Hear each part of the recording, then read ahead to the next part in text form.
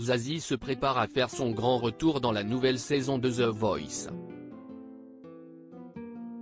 Pour l'occasion, Le Monde a publié un entretien de la grande chanteuse de 58 ans.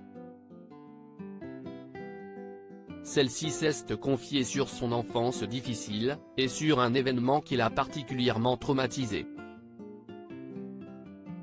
Si est officiel, cette année, Zazie fera son grand retour dans l'émission The Voice.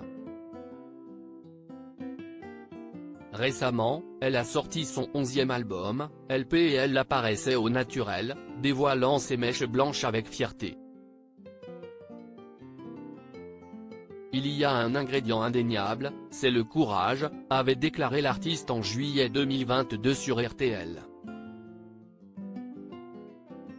Le courage de se remettre en question, d'arriver avec une mèche blanche disant « Bah ouais les gars, c'est normal.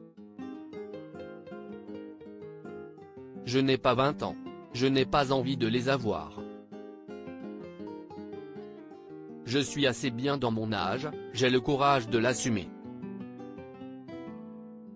En septembre 2023, Isabelle de Truchy de Varenne, de son vrai nom, se confiait au micro de M Radio au sujet de son enfance, pour le peu chaotique.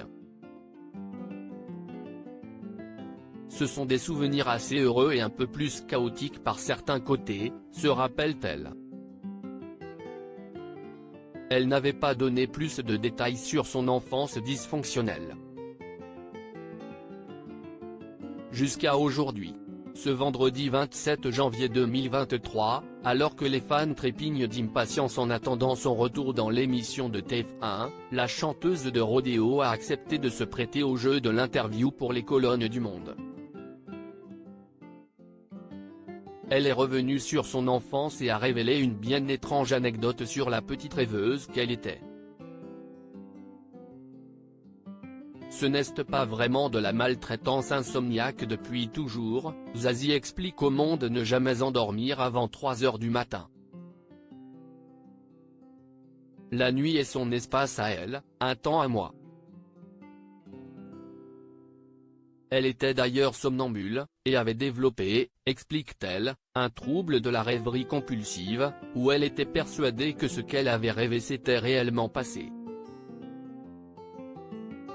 La vie rêvée est fort sympathique, confie-t-elle, mélancolique. Zazie poursuit l'interview en évoquant une anecdote assez particulière. Elle a longtemps cru à un rêve. À cause de son somnambulisme, la petite fille aurait fini par être sanglée à son lit.